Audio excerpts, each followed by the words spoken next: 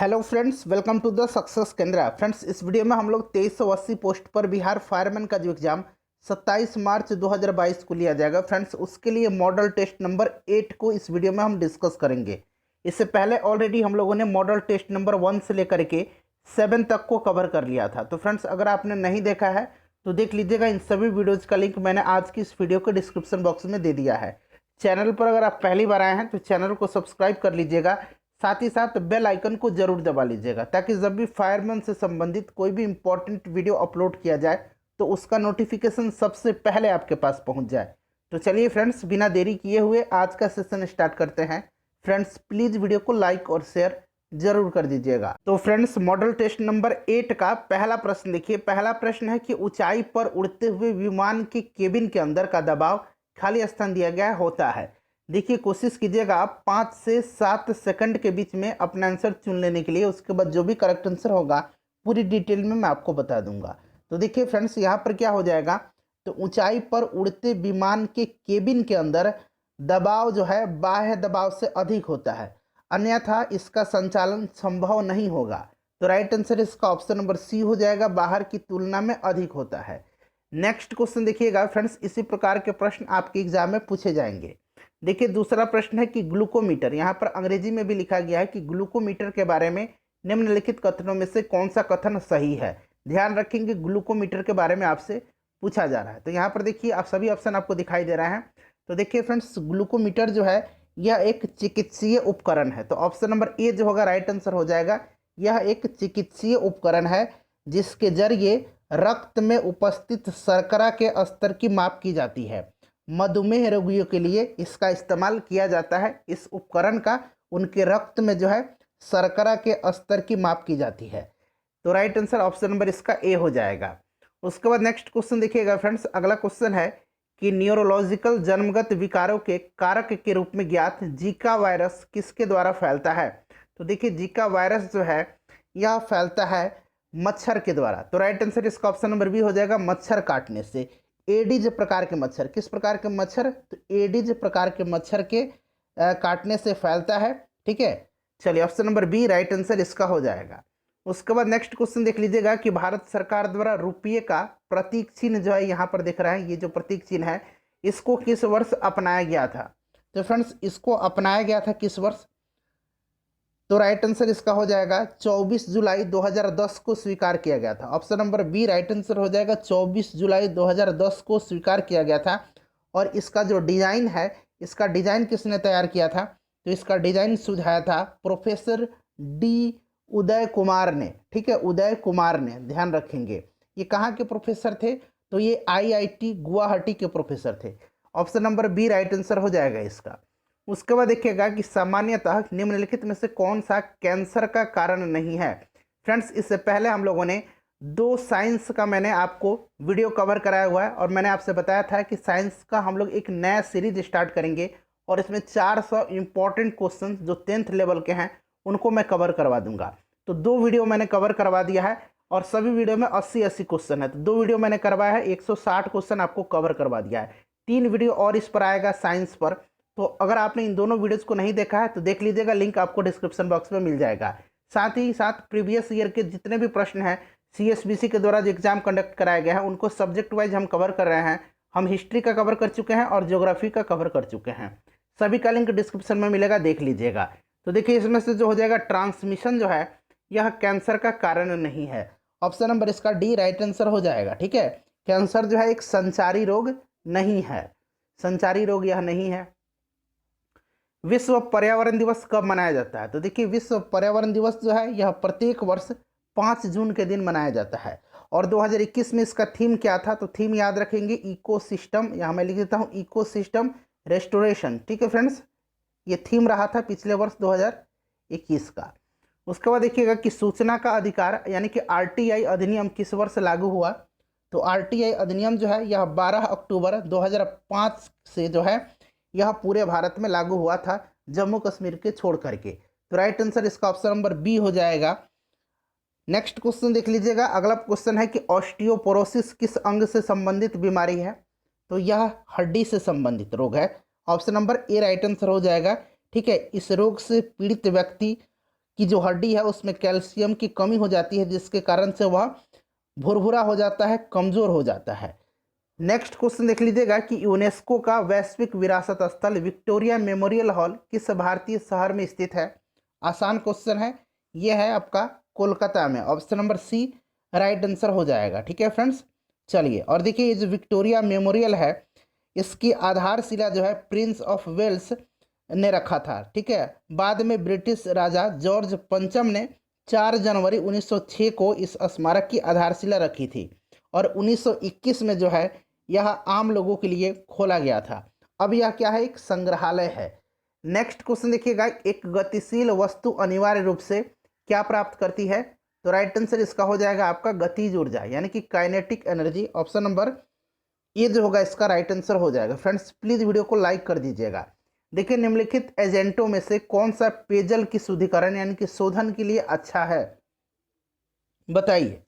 तो देखिए इसमें से जो अच्छा है वो आपसे पूछा गया है, तो सभी ऑप्शन मैं आपको दिखा देता हूँ। सभी ऑप्शन आपको दिख रहा है, तो राइट आंसर इसका हो जाएगा ऑक्सीडाइजिंग एजेंट।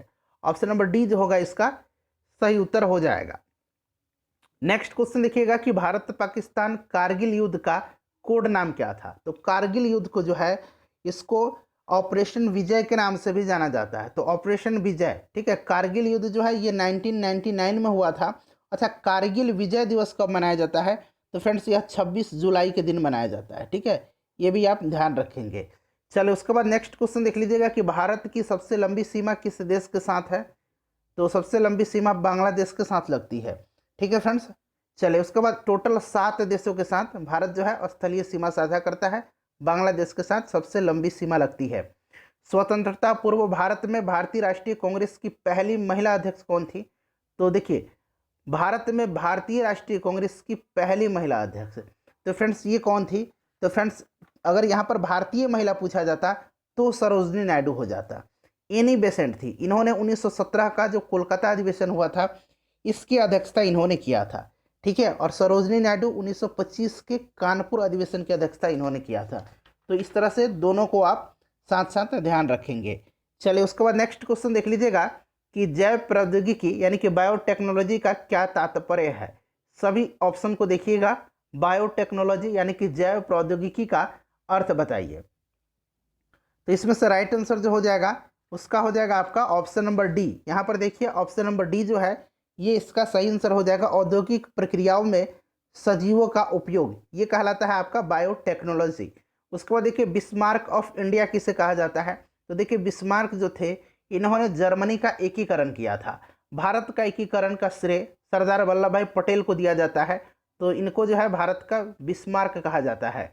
नेक्स्ट क्वेश्चन देखिएगा कि जब मानव शरीर का तापमान सामान्य शारीरिक तापमान से लगभग 2 से 3.5 डिग्री फ़ारेनहाइट कम हो जाता है तो इस स्थिति को कैसे जाना जाता है?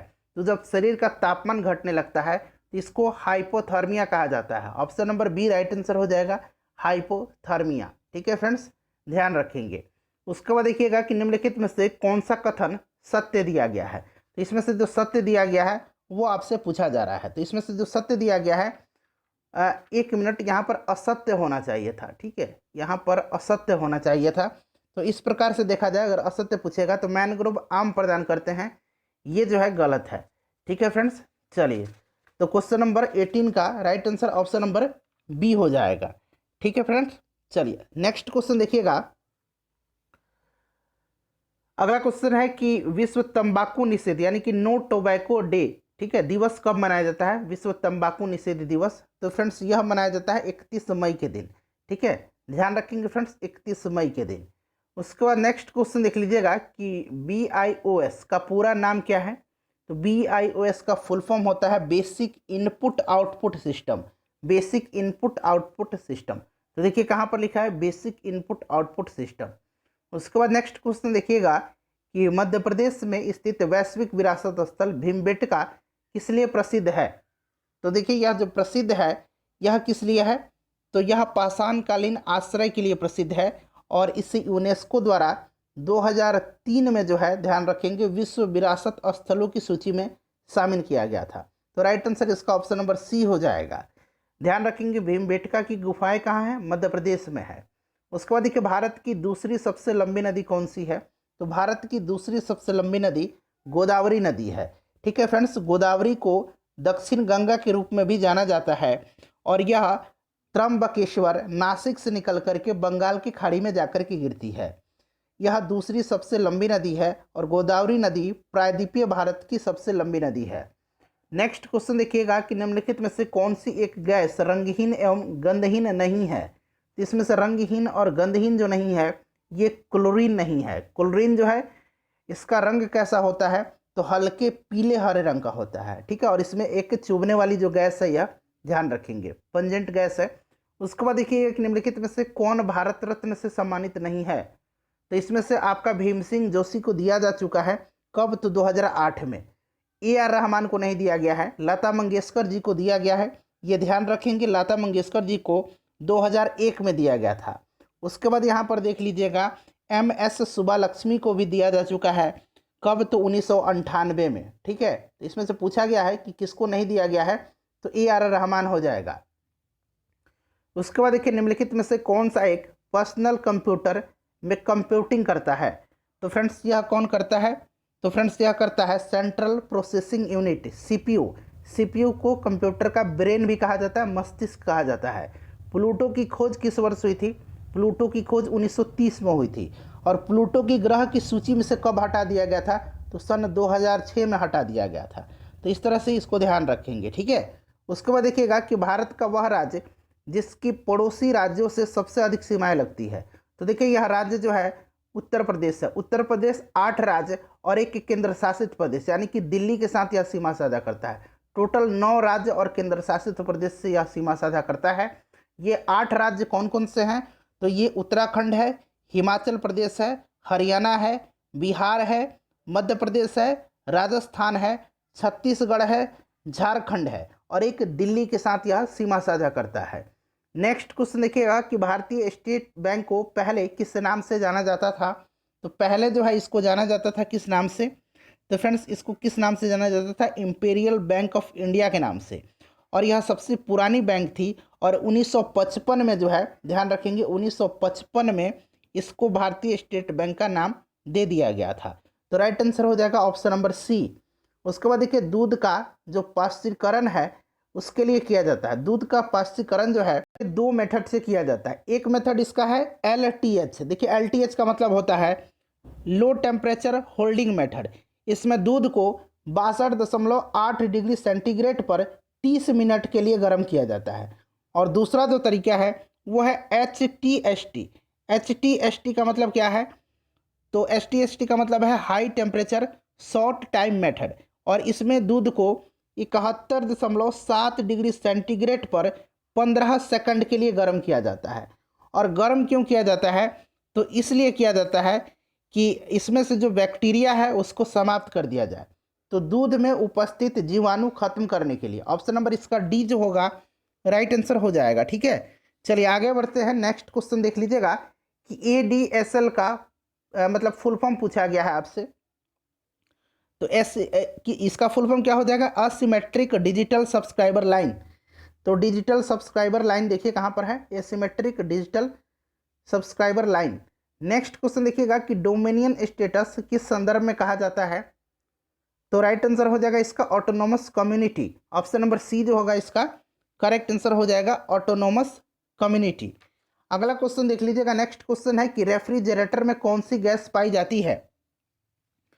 तो देखिए फ्रेंड्स रेफ्रिजरेटर में पहले जो है CFC का इस्तेमाल किया जाता था, लेकिन देखिए CFC क्या है कि यह ओजोन परत को नुकसान होती है इससे, इसीलिए अब जो है इसका प्रयोग नहीं किया जाता है। अब किया जाता है HFCS का। HFCS का फुल फॉर्म क्या होता है, तो हाइड्रोफ्लोरोकार्बन। ठीक है, हाइड्रोफ्लोरोकार्बन है और इसका उपयोग रेफ्रिजरेटर और एयर कंडीशनिंग जो इक्विपमेंट है उनमें किया जाता है।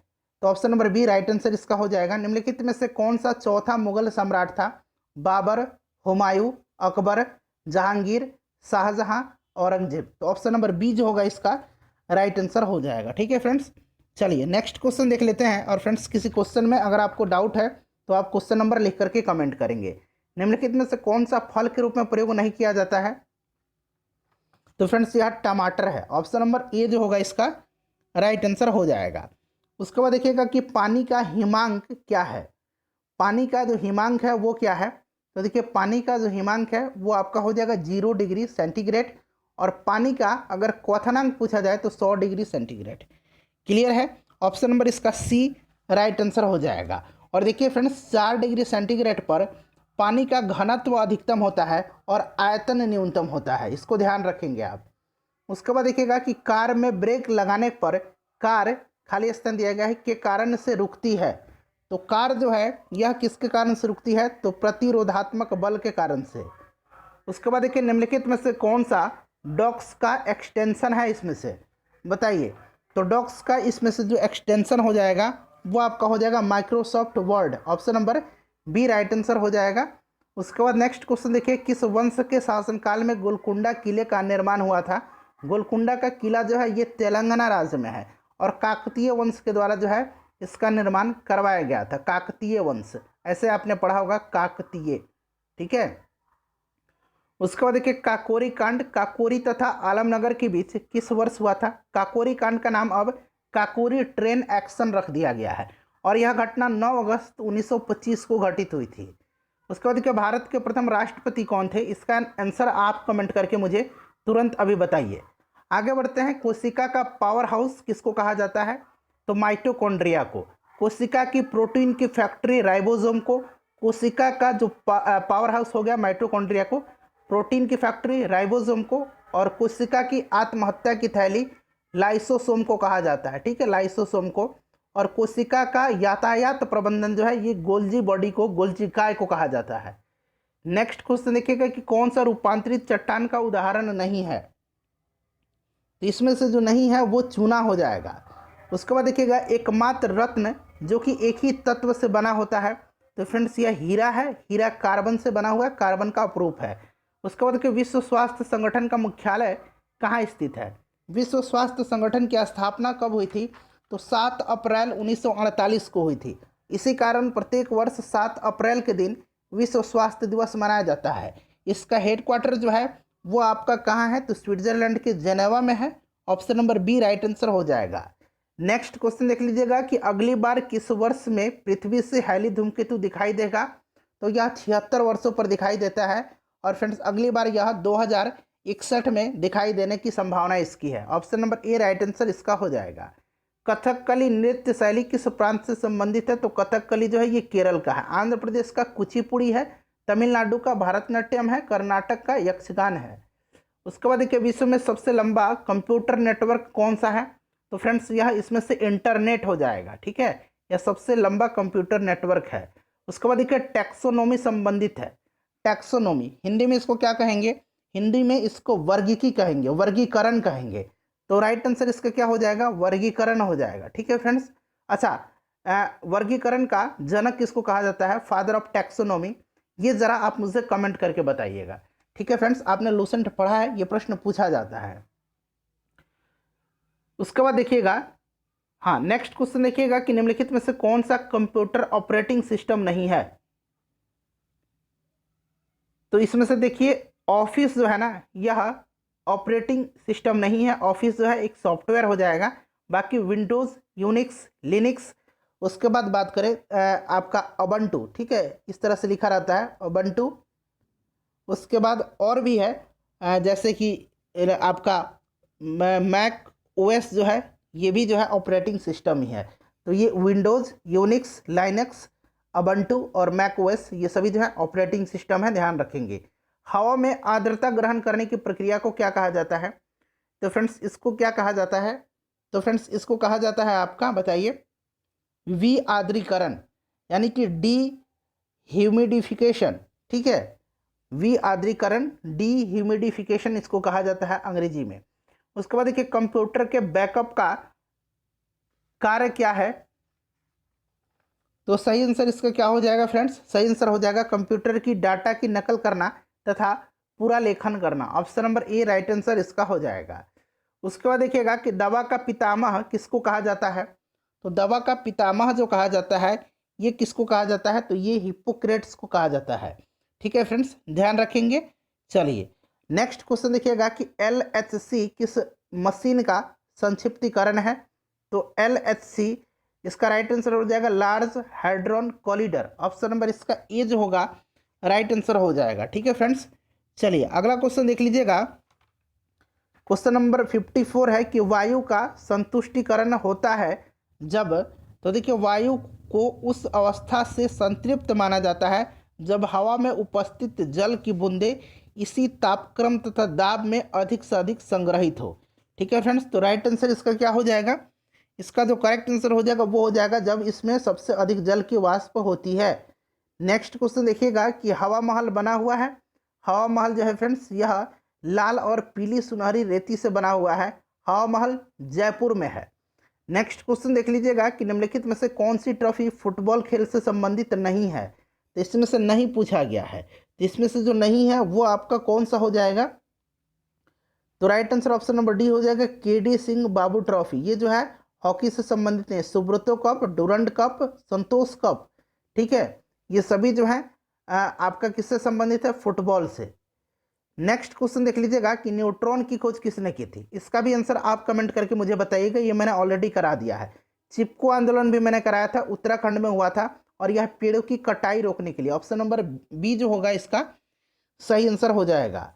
उसके बाद देखिए एक छड़ी को जब पानी में डुबाया जाता है तो टेढ़ी दिखाई देती है। टेढ़ी छड़ी दिखने का कारण क्या है, तो फ्रेंड्स इसका जो कारण है वो आपका प्रकाश का अपवर्तन है। उसके बाद देखिएगा कि बालाघाट खान प्रसिद्ध है। बालाघाट खान जो है ये मध्य प्रदेश में है। कहाँ पर है, तो ये मध्य प्रदेश में है। और फ्रेंड्स यह फेमस है मैग्नीज तथा तांबे के उत्पादन के कारण। तो मैग्नीज और तांबा, तो राइट आंसर यहाँ पर देख लीजिएगा तांबा तो दिया हुआ है ऑप्शन नंबर बी में। तो सही आंसर इसका क्या हो जाएगा, तो सही आंसर इसका हो जाएगा आपका ऑप्शन नंबर यहाँ पर देखिए तांबा। क्लियर, चलिए नेक्स्ट क्वेश्चन देख लीजिएगा। और ये कहाँ पर है बालाघाट खान, यह आपका मध्य प्रदेश में है। उसके बाद देखिएगा कि कौन सा ऐसा देश है जहाँ से उष्ण कटिबंध है और भूमध्य रेखा से गुजरती है, भूमध्य रेखा भी वहाँ से गुजरती है। तो यह देश आपका ब्राज़ील है। उसके बाद देखिए किस एशियाई देश ने ओलंपिक खेलों की मेज़बानी की है अभी 2021 में। ये 2020 वाला ओलंपिक था, तो ये टोक्यो में ओलंपिक हुआ है। ठीक है फ्रेंड्स, ध्यान रखेंगे जापान देश हो जाएगा और टोक्यो शहर हो जाएगा, तो टोक्यो में हुआ है। उसके बाद देखिए कीटभक्षी पौधे उगते हैं जहाँ पर किसकी कमी होती है, तो जहाँ पर नाइट्रोजन की कमी होती है वहाँ कीटभक्षी, नाइट्रोजन यहाँ है ऑप्शन नंबर ए में। ठीक है फ्रेंड्स, चलिए उसके बाद देखिएगा कि बैठने की क्षमता के आधार पर विश्व का सबसे बड़ा हॉकी स्टेडियम किस देश में है, तो यह गद्दाफी हॉकी स्टेडियम है। गद्दाफी हॉकी स्टेडियम जो कि लाहौर में है, पाकिस्तान में है। उसके बाद विश्व का सबसे बड़ा cricket stadium Narendra Modi cricket stadium Ahmedabad में है। क्रिकेट स्टेडियम विश्व का सबसे बड़ा। ठीक है, चलिए उसके बाद देखिएगा घास के खुले मैदान वेल्ड्स कहाँ पाए जाते हैं, तो वेल्ड्स जो है ये कहाँ के घास मैदान है बताइए, तो राइट आंसर इसका हो जाएगा आपका अफ्रीका। ठीक है, डाउन्स जो है ये ऑस्ट्रेलिया का है, याद रखेंगे डाउन्स ऑस्ट्रेलिया का है। चलिए उसके बाद देखिएगा उसके बाद अमेरिका में क्या है, तो प्रेयरी है। उसके बाद नेक्स्ट क्वेश्चन देखिएगा कि ब्यूटेन गैस का रासायनिक सूत्र क्या है। देखिए फ्रेंड्स ब्यूटेन जो है ये एल्केन ग्रुप का सदस्य है। तो देखिए मीथेन, उसके बाद इथेन, उसके बाद प्रोपेन, उसके बाद ब्यूटेन। ब्यूटेन 4 नंबर पर आता है, तो C4H2N+2 होता है। तो यहाँ पर देखिए 2 × 4 कर दीजिएगा तो 4 दूनी 8 और 2 10 हो जाएगा, यानी कि C4H10 इसका फॉर्मूला हो जाएगा। तो ऑप्शन नंबर सी हो जाएगा राइट आंसर। उसके बाद देखिए चेंचू जनजाति जो है ये किस राज्य से संबंधित है, तो यह तेलंगाना, आंध्र प्रदेश, इन सब में चेंचू जनजाति पाई जाती है। उसके बाद नेक्स्ट क्वेश्चन देख लीजिएगा कि समुद्र तल पर सामान्य वायुदाब कितना होता है। तो देखिए इसमें से ऑप्शन नंबर ए जो होगा राइट आंसर इसका हो जाएगा, इंपॉर्टेंट है। उसके बाद कुछ और मैं पॉइंट्स आपको बताता हूँ, जैसे कि आप ध्यान रखेंगे यहाँ पर मिली बार में पूछा गया। अगर आपसे पूछा जाए किलो पास्कल में तो ये कितना होता है, तो 101.325 किलो पास्कल। ठीक है, यानी कि 760 mmFHg होता है। चलिए नेक्स्ट क्वेश्चन देखिएगा कि भारत को कितने भूकंप क्षेत्रों में यानी कि सिस्मिक जोन में बांटा गया है, तो ये 4 हैं। कौन कौन से, तो फ्रेंड्स बताइए, जोन 2, जोन 3, जोन 4 और जोन 5। 2 जो है ये सबसे कम खतरा वाला है और सबसे ज़्यादा खतरा जोन 5 में है। उसके बाद देखिए किस संघ में जीवों के संयुक्त यानी कि खंडों से जुड़े पैर होते हैं, तो ये ऑर्थोप्रोडा में होते हैं, यानी कि संधिपाद ऑर्थोप्रोडा, जिसमें क्या क्या आता है, केकड़ा आता है, मकड़ी आता है, ये सब आते हैं। उसके बाद देखिए 71 से लेकर के आपका 80 तक में मैथ के क्वेश्चन में फटाफट इनका आंसर आपको बताते चलता हूँ, ठीक है फ्रेंड्स। इसका जो राइट आंसर हो जाएगा वो आपका कितना हो जाएगा, 1 सही 7/8 हो जाएगा। उसके बाद देखिएगा 72 का जो करेक्ट आंसर हो जाएगा वो √61 आपका करेक्ट आंसर इसका हो जाएगा। उसके बाद देखिएगा 73 का जो राइट आंसर हो जाएगा वो आपका 26 आ जाएगा।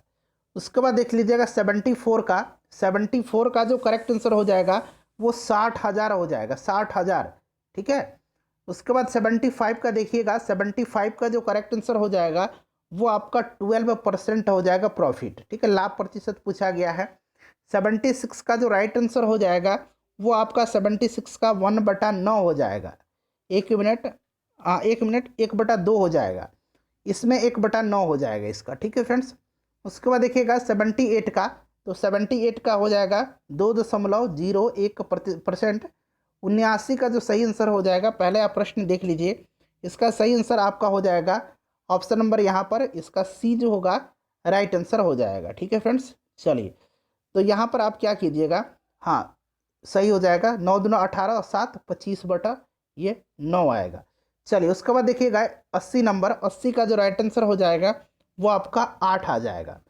यहाँ से देखिए 81 से लेकर के 90 तक में इंग्लिश के क्वेश्चन है। यहाँ पूछा गया है कि select the wrongly spelled word, यानी कि कौन इसमें से गलत लिखा गया है। तो यहाँ पर देखिएगा, यहाँ पर इडियोसिनक्रेसी जो है इस प्रकार से नहीं लिखा जाएगा, यहाँ तक ठीक है। अब यहाँ सी के जगह पर क्या होगा, यहाँ पर SY होगा, यहाँ पर CY नहीं होगा, यहाँ पर SY हो जाएगा। तो ये वाला जो है गलत है, ठीक है। बाकी सभी सही है, इनएविटेबल सही है, इनक्रेडिबल सही है, इंटेलिजेंस सही लिखा गया है। उसके बाद देखिए मैन ऑफ स्ट्रो, ये इडियम है। मैन ऑफ स्ट्रो का मतलब क्या होता है, तो कमजोर होता है, इसका मतलब कमजोर व्यक्ति, तो वीक हो जाएगा। उसके बाद देखिएगा यहाँ पर कि सेम ए पर्सन, मतलब सेम मीनिंग बताना है इसका, ए person who is blamed for something that someone else has done, उसको क्या कहा जाता है, तो फ्रेंड्स उसको क्या कहा जाएगा, तो राइट आंसर इसका हो जाएगा स्पेस गोट, ऑप्शन नंबर सी, एस्केप गोट कहा जाता है इसको। उसके बाद देखिए कि एम्परर नीड मोर रिसोर्सेज, खाली स्थान दिया गया kings because empires are larger than kingdoms. अब यहाँ पर क्या हो जाएगा, तो यहाँ पर हो जाएगा दैन का इस्तेमाल होगा, ठीक है। और देखिए यहाँ पर जो एस्केप गोट होता है ना, इसको बलि का बकरा बोलते हैं हम लोग हिंदी में, तो राइट आंसर यहाँ पर जो हो जाएगा दैन। उसके बाद देखिएगा कि दीज मेडिसिन आर, खाली स्थान दिया गया फॉर क्यूरिंग कोल्ड, तो सही आंसर इसका क्या हो जाएगा, these medicine are effective for curing cold, तो यहाँ पर इफेक्टिव हो जाएगा असरदार, ठीक है। उसके बाद देखिएगा कि when food gets spoil it's produce a foul smell, तो क्या हो जाएगा, यहाँ पर आपसे पूछा जाएगा कि ग्रामेटिकली एरर कहाँ पर दिया गया है, तो यहाँ पर देखिएगा गेट्स स्पॉइल जो होगा यहाँ पर देख रहे हैं ना, तो यहाँ पर जो होगा, यहाँ पर गेट्स स्पॉइल्ड हो जाएगा, ठीक है, ELD लग जाएगा, तो ये वाला पार्ट में एरर है। उसके बाद देख लीजिएगा कि the blue whale has the largest tongue which can वेग, खाली स्थान दिया गया एन एलिफेंट, तो यहाँ पर क्या हो जाएगा एज मच एज, ठीक है, तो राइट आंसर यहाँ as much as an elephant हो जाएगा यहाँ पर। उसके बाद देखिए हिट ए बैड पैच, इसका मतलब क्या होता है, तो इसका मतलब होता है कि कठिन परिस्थिति से गुजरना, यानी कि एक्सपीरियंस्ड डिफिकल्टी, ऑप्शन नंबर इसका सी राइट आंसर हो जाएगा। उसके बाद देखिएगा कि a person who knows and is able to use several language, इसको क्या बोलते हैं फ्रेंड्स इसको क्या बोला जाता है, पॉलीगॉट बोला जाता है, ऑप्शन नंबर इसका सी जो होगा राइट आंसर हो जाएगा। इसका मतलब होता है बहुभाषाविद। उसके बाद नेक्स्ट क्वेश्चन देख लीजिएगा कि I will write a letter to you, खाली स्थान दिया गया खाली स्थान दिया गया है the dates of the programme, तो I will write a letter to you. उसके बाद क्या हो जाएगा यहाँ पर indicating the dates of the programme, तो इंडिकेटिंग हो जाएगा यहाँ पर। अब यहाँ से देखिए हिंदी के क्वेश्चन शुरू हो रहा है, 100 तक में हिंदी के क्वेश्चन है। देखिए यहाँ पर पूछा गया है कि प्रतिस्थापित करना है अंडरलाइन पार्ट को, तो देखिए पूरा सेंटेंस पढ़िए, सुरेश और मोहन दोनों साथ साथ पढ़ने वाले छात्र हैं। यहाँ क्या हो जाएगा, तो देखिए फ्रेंड्स सुरेश और मोहन, ठीक है, नाम यहाँ पर दिया गया सुरेश और मोहन जो है यह क्या है, तो यह फ्रेंड्स सहपाठी हैं, ऑप्शन नंबर सी, साथ साथ पढ़ने वाले छात्र यानी कि सहपाठी हैं। चलिए नेक्स्ट क्वेश्चन देख लीजिएगा, यहाँ पर भी उसी तरह दिया गया है अब देखिए प्रश्न कह रहा है कि आपके विद्वतापूर्ण व्याख्यान ने मेरी शंका का निराकरण हो गया। तो यहाँ पर क्या हो जाएगा, समाधान हो जाएगा। ठीक है, निराकरण मतलब समाधान हो जाएगा। ऑप्शन नंबर बी इसका राइट आंसर हो जाएगा। मतलब प्रतिस्थापित करना है इस पार्ट को, यहाँ पर लिखा भी गया है। उसके बाद देखिएगा कि कोई त्रुटि है आपको बताना है, तो कहाँ पर है। बादशाह अकबर एक दिन शिकार खेलती हुई जंगल में भटक गए। खेलते हुए होगा, खेलती हुई थोड़ी होगा। तो ये ऑप्शन नंबर सी यहाँ पर देखिए दिया गया है, शिकार खेलती हुई, जो कि खेलते हुए होगा। उसके बाद देखिए इष्ट शब्द का विलोम। तो इष्ट का मतलब क्या होता है, तो इष्ट का मतलब होता है आपका, बताइए। इष्ट का यहाँ पर शब्द का विलोम पूछा गया, तो इष्ट का अनिष्ट हो जाएगा। क्लियर। चलिए उसके बाद देखिएगा कि अंधे के हाथ बटेर लगना। अंधे के हाथ बटेर लगना यानी कि आपको एकाएक लाभ होना। राइट आंसर इसका हो जाएगा एकाएक लाभ होना। उसके बाद नेक्स्ट क्वेश्चन देख लीजिएगा कि बहुत सी भाषाओं को जानने वाला। देखिए आ गया ना, उसको क्या कहते हैं, बहुभाषाविद कहते हैं। अभी हम लोग ने पॉलीग्लॉट पढ़ा था। उसके बाद देखिएगा कि हम यहाँ पर देखिए कहाँ पर त्रुटि है। हम में से अधिकतर व्यक्ति अनेक आदतों से बंधा हुए हैं। ऐसा थोड़ी होता है, सेंटेंस पढ़ने में ही कठिनाई हो रही है, तो यानी कि कहीं ना कहीं इसमें त्रुटि है। तो देखिए बंधा हुए हैं नहीं होगा, बंधे हुए हैं हो जाएगा। ये वाला पार्ट गलत दिया गया है। उसके बाद देखिए पराधीन शब्द का विलोम आपसे पूछा जा रहा है। तो देखिए इसका मतलब क्या होता है, पराधीन का अर्थ होता है गुलाम, तो स्वाधीन इसका हो जाएगा स्वतंत्र। उसके बाद देखिएगा कि सामाजिक कुरीतियों का एकमात्र कारण क्या है, बताइए।